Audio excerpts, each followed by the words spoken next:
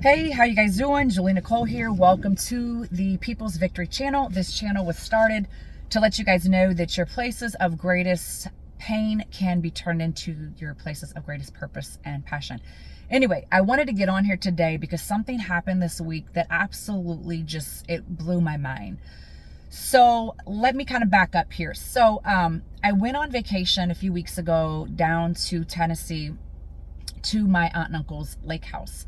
And I went jogging, and while I was jogging, I came across this little box that had books in it. I don't know if you guys have ever seen these little boxes people put outside their houses. It's got it's like a little library or whatever. You can take books, borrow them, whatever.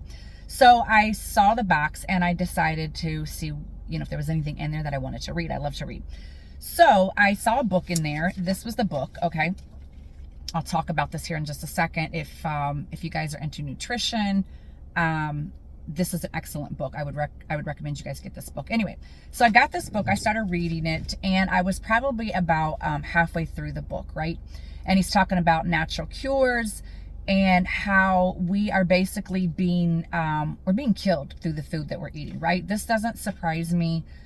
Years ago, I started realizing that something was going on with all the increase in cancer, right? When I was growing up, it was very rare for somebody to be diagnosed with cancer.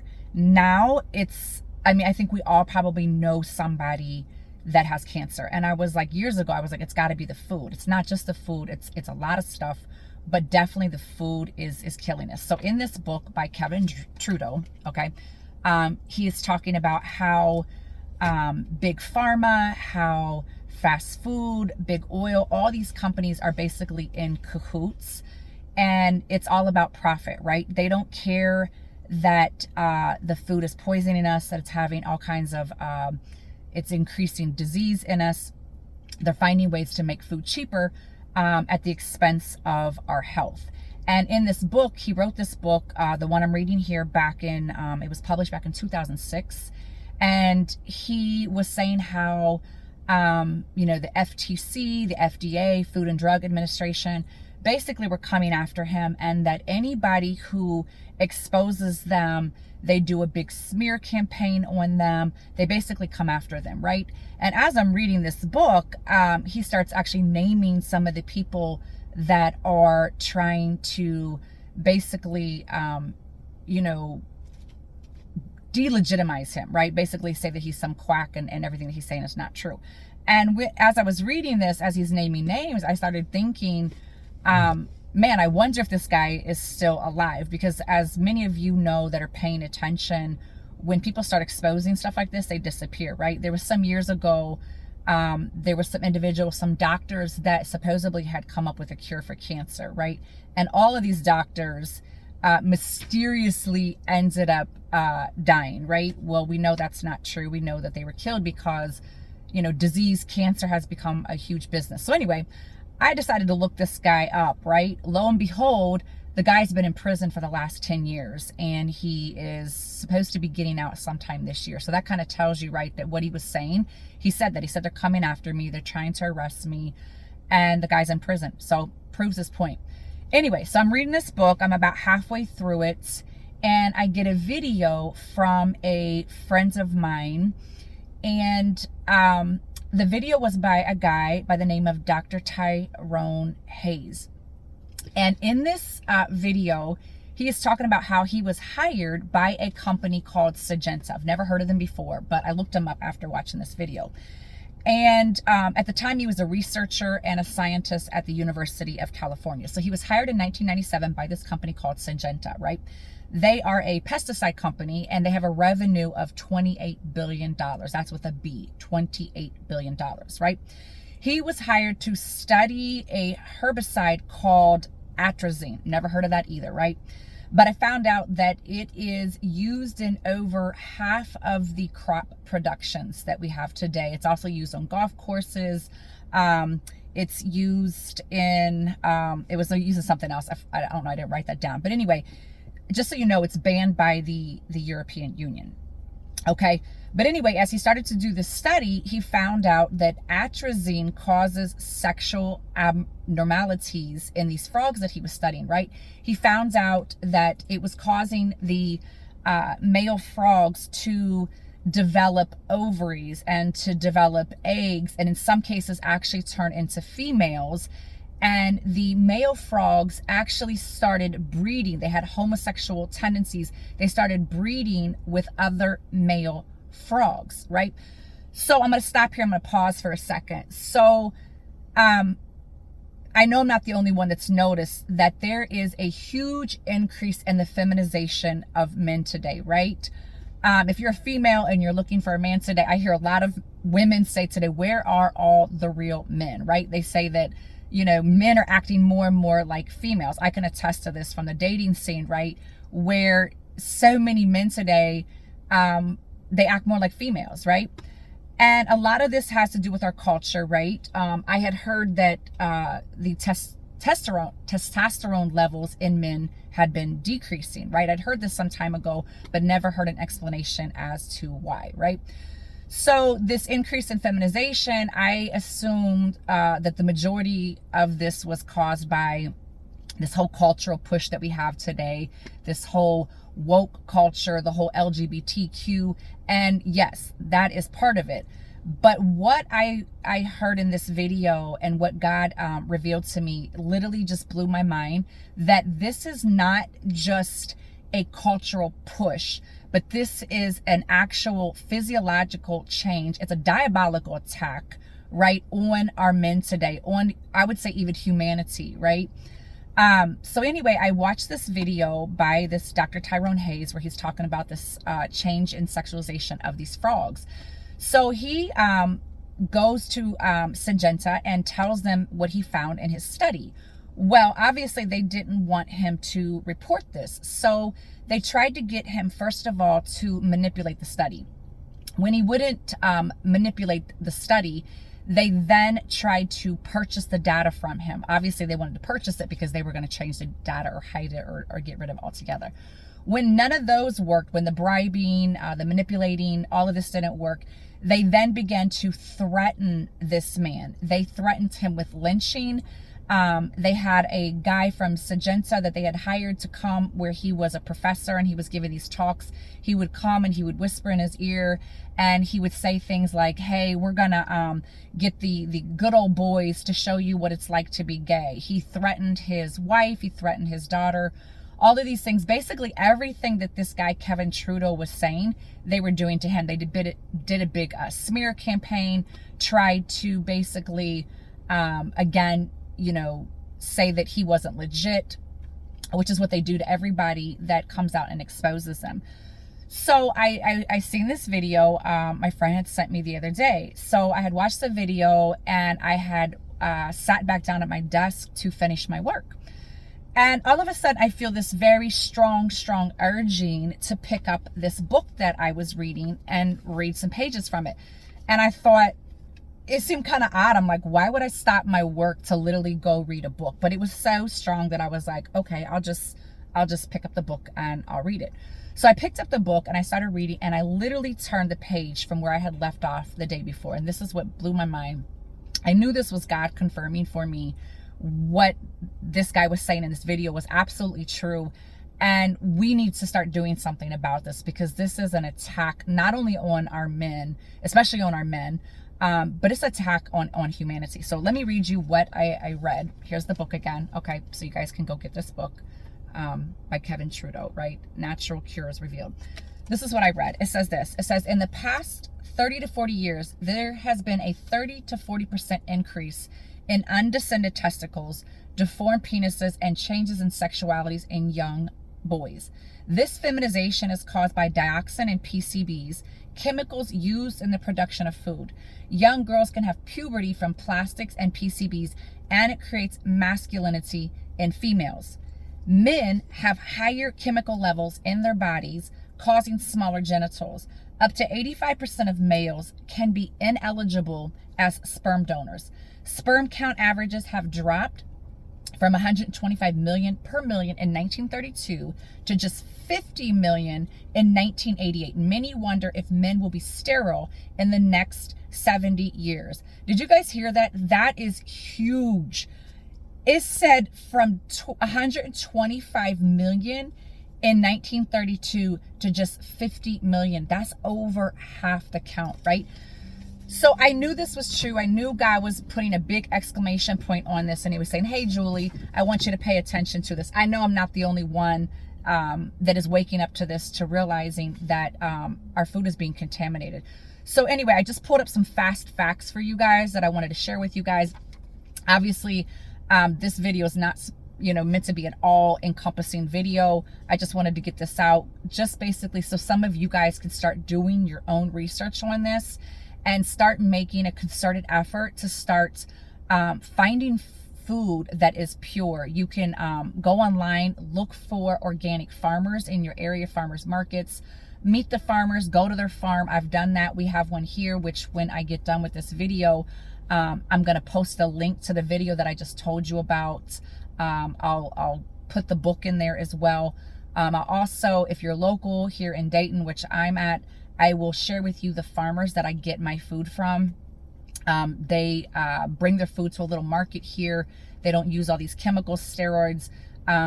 The animals graze freely. A lot of you probably don't know this, but the farms today are not what they used to be back in the day. Like when I was growing up, I remember going to farms and like the cows, the pigs, they were all out grazing. That's not what happens today. And I'm not faulting your small farmers. They're just trying to get by. But you guys need to realize this food is having an impact on our bodies. It's causing our bodies to become toxic because we're eating animals that are stressed out and have become toxic. But a lot of your farms today, some years ago, I went to visit a farm. A friend of a friend was a pig farmer. And I thought it would be a great experience to take my boys, who were much younger then, to a farm. And he had told me he had like a few thousand pigs, and we got there and I'm looking around and I'm thinking, where are all the pigs at? So he takes us in this barn, and it was the most disgusting thing I've ever seen. All of these pigs were literally in these little boxes, these little containers, and they couldn't even move. They couldn't even turn around. All they could literally do was stand up and lay down. They couldn't move around. And these pigs literally lived their entire lives in there. And the cows, the same thing. They're in these like little corrals. They're not out where they're grazing anymore. They're in these corrals and they're stepping on their own manure. And a lot of the animals nowadays, they don't even breed naturally anymore. They inject them. And people are not aware of this. And what's happening is it's causing our animals to get toxic, right? And we're eating this meat. They're pumping them full of steroids and hormones, and then we're eating this. This is why a lot of your kids are, the girls, boys are developing much faster hormonally than they used to. But anyway, back to these, the lowering of testosterone in our males, right? So it's decreasing by 1% every year. In the last 20 years, testosterone levels in men have decreased by 20%, right? So that's 1% every year. So a 70-year-old man from 1987 to 1989, the average testosterone was 100 points higher than a 55-year-old man from 2002 to 2004, right? So your average 22-year-old male today, his testosterone levels are equal to a 67-year-old in the year of 2000. That's amazing to me. So today's men have half the testosterone of their fathers. And they said that the sperm count in the West has plummeted by 59% from 1973 to 2011.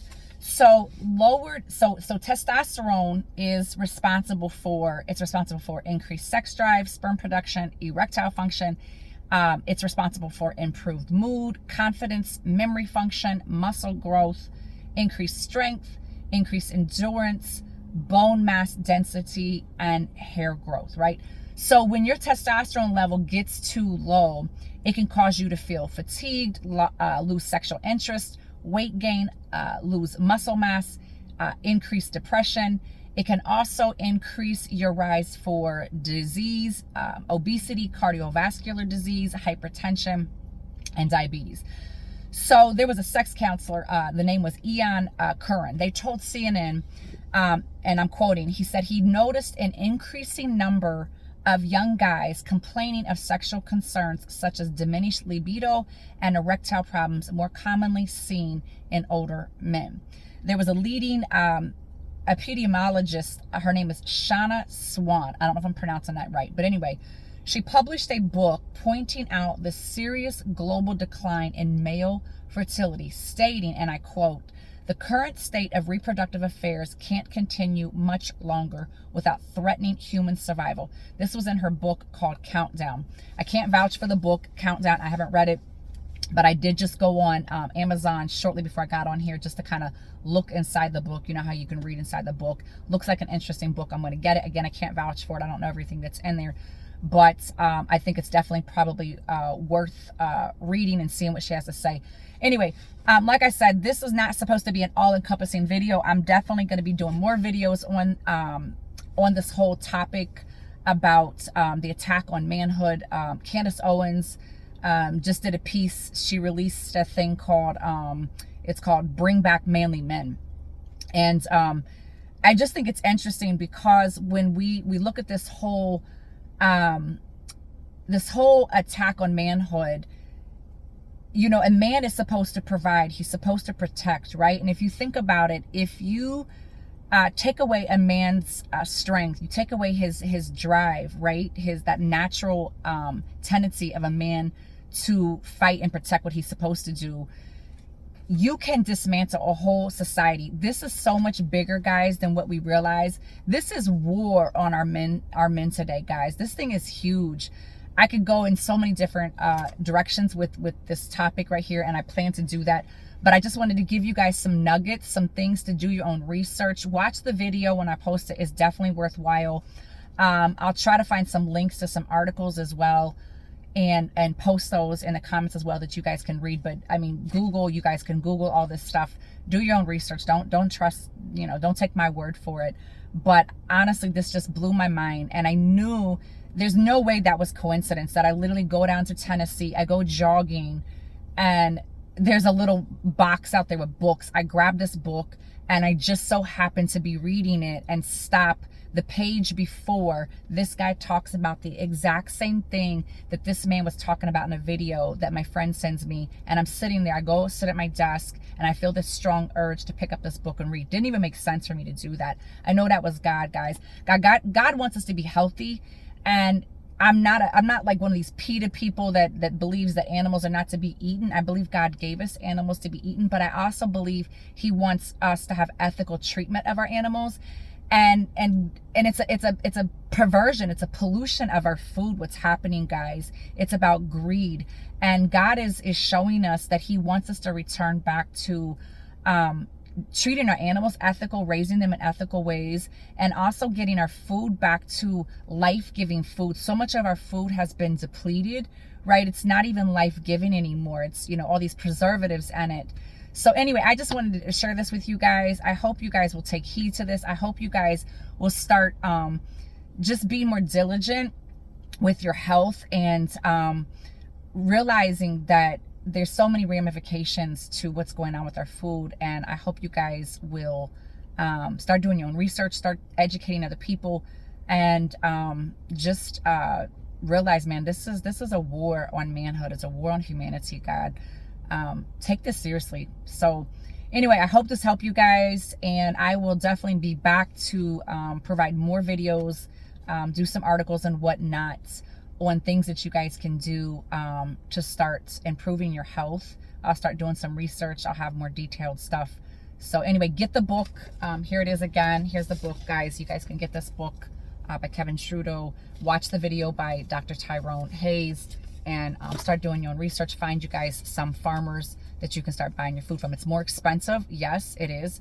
But it's way more expensive to lose your health. Ask somebody who's had some kind of disease or debilitating disease, and ask them how much it is for their medications. Ask them how much it is to have surgery when you have thousands and hundreds of thousands in doctor bills. People go bankrupt when they get sick, and they're paying out the wazoo for medical bills, man. It's serious. So much cheaper to spend a little extra on some healthy, life-giving foods. You're gonna feel better, you're gonna look better, and it's worth it. You guys are worth it. So all right, until next time, I will see you guys then.